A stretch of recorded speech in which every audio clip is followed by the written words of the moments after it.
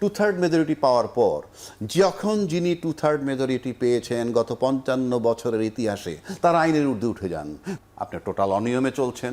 আপনি যে এখন সংসদে সংশোধন কমিটি করতে চান, এ নিয়ে তো কোনো আলোচনাই হয় নাই কখনোই। এই চালাকিটা কেন করলেন? একটা আদেশ দেওয়ার সময় আপনি সংবিধানের কোন ক্ষমতা বলে এটা করছেন? এইটা এটা কেন করলেন না কেন? এইটা বলে দিচ্ছি, এটা বলেন না কেন আপনি? এটা বলে দিচ্ছি। আপনি সবগুলোতে এইটা এখানে বলা আছে, এটা এখানে বলা 30 ভাগের 1 ভাগ ভোট দিয়েছে, এটা কখনো জাস্টিফাই করেন কিভাবে? এই ইনজাস্টিস হয় না বিএনপির প্রতি?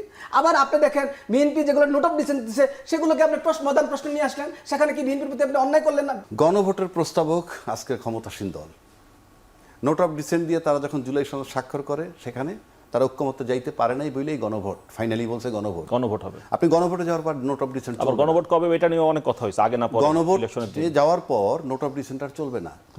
গণভোট নিয়ে বিতর্ক ছিল নির্বাচনের আগে নাকি নির্বাচনের দিনে, সেখানেও আজকের ক্ষমতাসীন দল স্ট্যান্ড করছে, তারা উইন করছে। আচ্ছা, করার পরে নির্বাচন হলো। এবং গণভোটটা কি? গণভোট হইল বলা আছে সংবিধানের 7 নম্বর অনুচ্ছেদে, এই জনগণ হইল রাষ্ট্রের মালিক এবং জনগণের অভিপ্রায় প্রকাশ করার জন্যে এই যে গণভোট, তাদের অভিপ্রায়টা প্রকাশ করছে।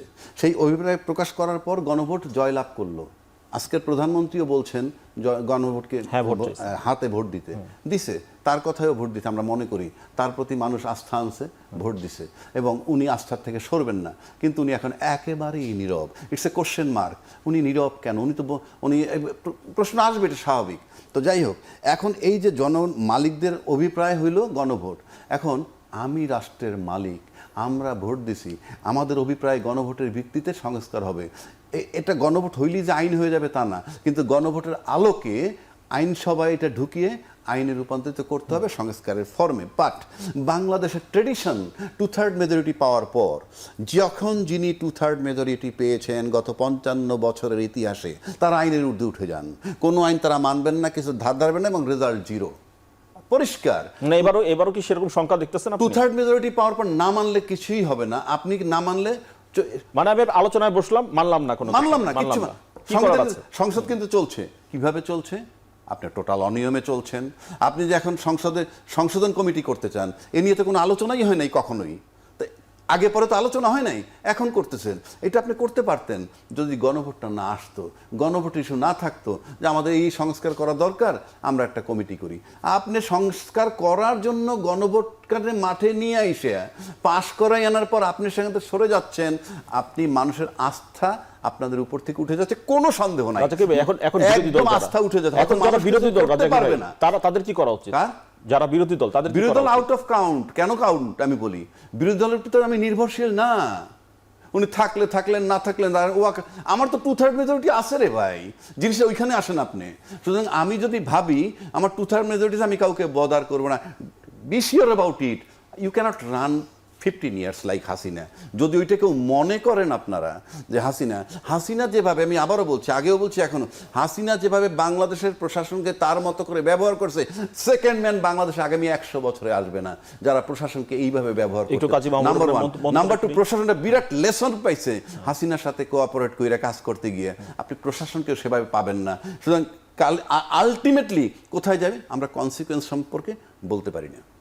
কাজী মাহবুবুর রহমান, মানে আচরণে কি তাই মনে হচ্ছে 2/3 মেজরিটির কারণে তারা কাউকে তোয়াক্কা করছে? এটা কি কথা শো করেছে? আপনি দেখেন না হিসাবে এটা আপনি দেখেন, আমাদের যে 25শে মার্চ একজন থানা নির্বাহী কর্মকর্তার ব্যাপারে একটা অভিযোগ আসলো, কিছু একটা দলের কিছু লোকজন ওয়াকআউট করলো বা বের হয়ে গেল, কিন্তু এই ব্যক্তির ব্যাপারে কিন্তু রাষ্ট্র কোনো ব্যবস্থা নেয়নি বা সরকার কোনো ব্যবস্থা নেয়নি।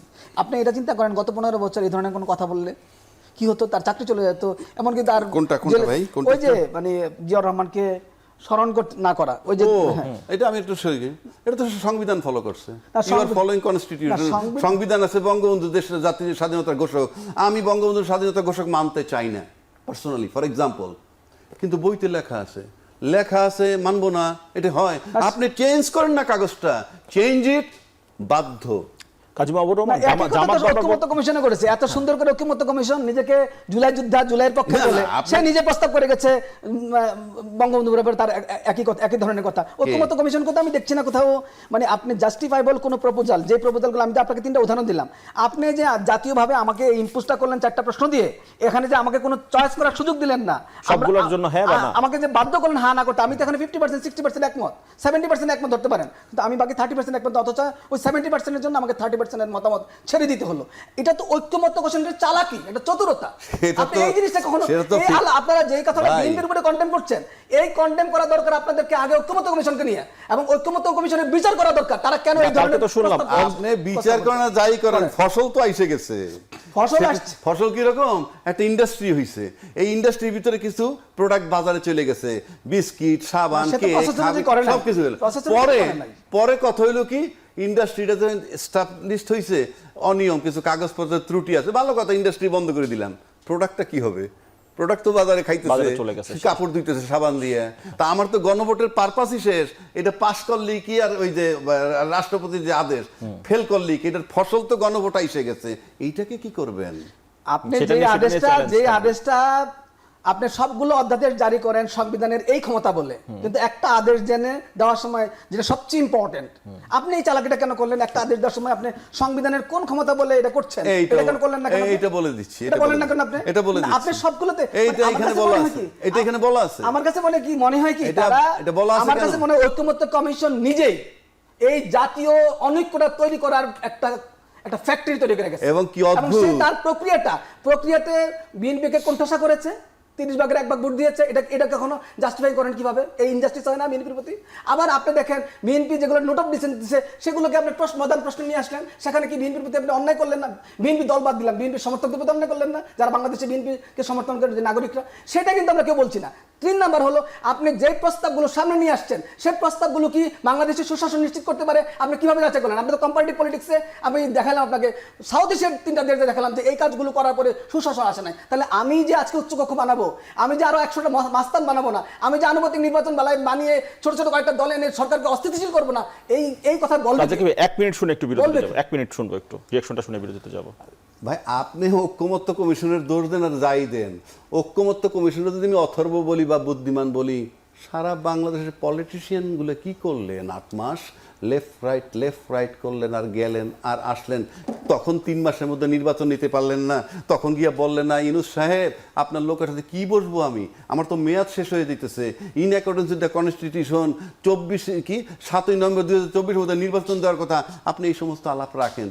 কেউ কি বলেছেন? নো, কারণ হাফিজউদ্দিন সাহেব কনফার্ম করছেন, আমরা সব মেনে নিছি, ফাইনালি গণভোটও মেনে নিছি, যদি নির্বাচন না হয়, এই যে যদি নির্বাচন না হয়, এই যে আপনার থিওরি, আপনি ওইগুলা মেনে নিছেন, ওইগুলা ছলচাতুরি মেনে নিয়ে আইসা, এখন আপনি টেক ওভার করার পর 2/3 মেজরিটি আপনি ছলচাতুরি এটাই করবেন। শুনবো বিরতির পর। আগে সতর্ক করে নাই, এখন কেন বিএনপি এগুলো বলতেছে? বিরতির পর আগে ফিরে শুনি। সতর্ক করছে, বিএনপি কন্টিনিউয়াসলি বলে গেছে। বিরতির পর ফিরে শুনি দর্শক।